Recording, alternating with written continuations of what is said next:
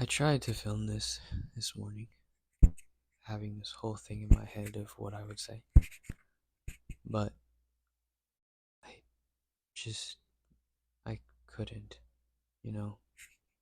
I had a hard time trying to figure out really what's happening, what to do. So instead I'm just gonna talk exactly what I feel like is just no plan right now. One thing I've been realizing is that what I want and what I ask are most of the time never the same thing. And when it comes to things like, I don't know, peace or wisdom or, you know, knowledge, being smart, when I ask for those things, it's not the same as what I want. And let's say I ask for knowledge. When I ask for knowledge, I think most of the time what I want is just to know the answer to a lot of problems or to my current problems, whatever it's facing. Or if I ask for peace, it's not peace that I want, it's just to feel peaceful at that time or be able to bounce back from every hard obstacle. That's the peace that I want, to just be able to bounce back from every obstacle. Or when it comes to, relationships, maybe I say I want a wife, and in reality, well, what I'm thinking is not to say that it's not a wife, but I want a lifelong partner that maybe checks off all the boxes on my list, right? Instead of a wife. And so I've learned that what I'm asking for, sometimes I don't know what I'm asking for. Um, Not to say that didn't necessarily know that before, not that that really matters, but it's a lot deeper than you think. And a lot of the times where I felt God saying no to, you know, to the thing that I asked for was really the start of the process of me getting it. And I realized more and more that as a man of God, that, I do have power in my tongue and authority, and understanding that the things I ask for, He will give me. Sometimes I just don't know what I'm asking for. I was talking to Layla, saying I need to be more specific with my prayers. Sometimes so much hurt that comes with it. And I can safely say that the process of getting what you want, or no, sorry, the process of getting what you asked, I came to the point where, and still at that point, where everything leading up to it just doesn't feel worth it. And I feel like the new person that I became, and I guess I'm still becoming, but became, it doesn't feel worth the process of everything that I've went through. And I think that's a lot of times that's what it's gonna feel like, you know, when it comes to being a dad, when you ask God, I want to be a dad or I want to be a father, and in your mind you want to raise a child, you know, that's what you want, and you want the process of raising a child, but you don't fully know what it means to be a father or be a dad. And if you want to be a husband, when really you just want someone to love committingly, maybe for the rest of your life, sure, who checks off, you want to be the person that has checked off all the boxes on someone else's list. And that's not fully what a husband is. And that applies to so many things, that what I ask for is not the same as what I want. I've come to realize that there's a lot of things that I just don't know, you know. I feel like I used to think that knowledge, and I still do, I think sometimes knowledge can be dangerous.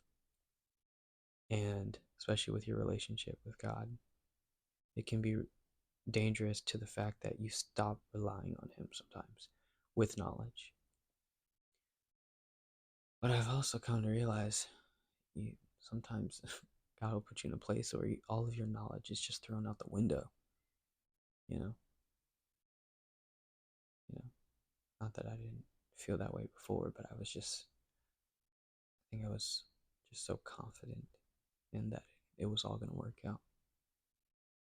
And I was talking to my mom, and we talked about how, the Bible says uh, He has no plans to harm you or to hurt you, right? So, what do you do when God tells you to do something and you get hurt or you get harmed? You know, so what do you do, right? It's like I obeyed God and I still got hurt. But the Bible says He has no plans to harm you or hurt you. And there will be Christians that will say stuff like, well, if it hurt you, it wasn't from God, you know? When in reality, we have Bible characters that obeyed and did exactly what God told them to, and they got hurt. With Stephen, he did what God told him to, and he got stoned to death. With all of the disciples, except for John, I mean, John still, the man almost got boiled alive, but with all of the disciples, they got killed in some type of way, and they all obeyed God. They all obeyed Jesus. Jesus himself obeyed. You know, obviously that was his purpose. Even Paul, when he obeyed Jesus, he got harmed, he got hurt. And so it's definitely at that point where it's like, so what happens then? You know, when you still get harmed or you still get hurt, even after you obey, you know. And it's tough. It's tough. I don't know. I feel like, I've been told before, you're a leader and all this different stuff. And I feel like people have changed that to, or have confused that with the person with all the answers.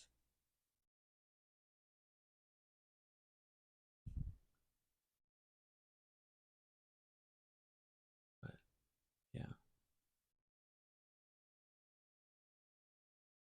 it's not easy.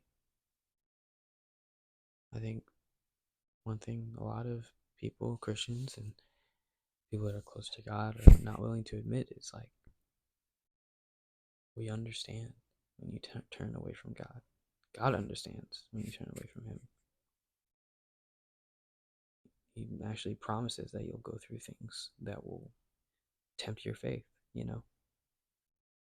Like, in other words, this isn't for the weak, basically. You know, I've heard a bunch of times, God won't give you more than you can handle. Or God telling me, He's like, that is not true. He's like, sometimes I will give you more than you can handle so that you choose to rely on me. It's like, facts. It's very true. It's like, that's not true. Sometimes He will. Sometimes He'll allow you to go through more than you think you can handle.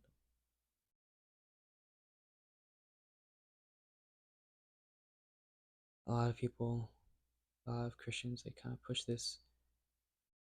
We just need to be joyful and hopeful all the time. And, you know, I can't. I can't be joyful and hopeful all the time. You know, I struggle. Things are hard constantly. you know. So it gets to a point where yes, oh, I've gotten up so many times. I've gotten up over and over and over again. But there definitely comes a time, you know, more than once, of course, where you can't. Your body won't let you get up, you know? A lot of people say, well, you just got to trust on God to pick you up and do all of that. What do you do when God says, I'm going to let you stay there? You know, I'm going to let you stay right there. When it's time, I will pick you up, or I'll give you the strength to pick you up, sure. But yeah, you're going to stay right there.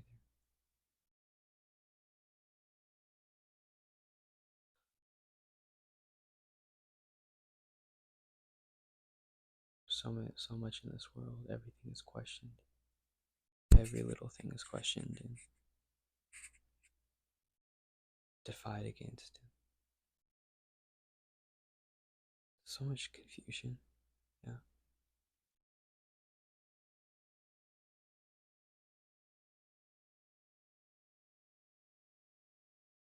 And I think that's kind of part of what the Bible was about.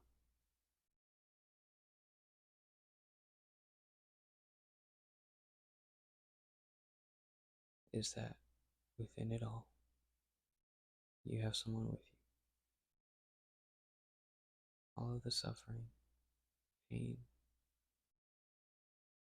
you have someone right there with you, you know?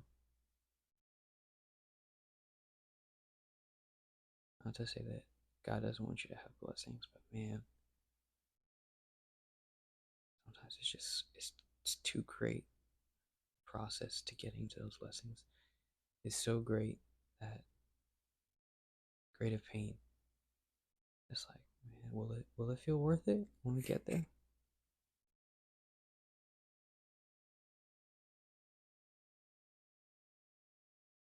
But I mean, I think that's part of our hearts because we were supposed to start off as perfection. Start as sinless, I should say. In the beginning, I think part of our sin, not just our sin nature, but part of ourselves is still striving for that. You know, and that might be that's a lifelong goal per se. But then again, that's what heaven's for. Heaven's for perfection.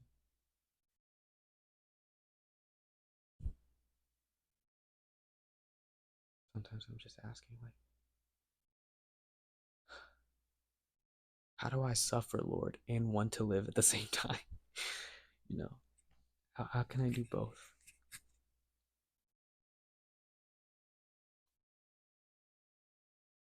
Definitely times where it's just been like, hey, this whole like mission and assignment, like, take me early. I'm done. I'm clocked out. I'm tapped out. This isn't for me, you know.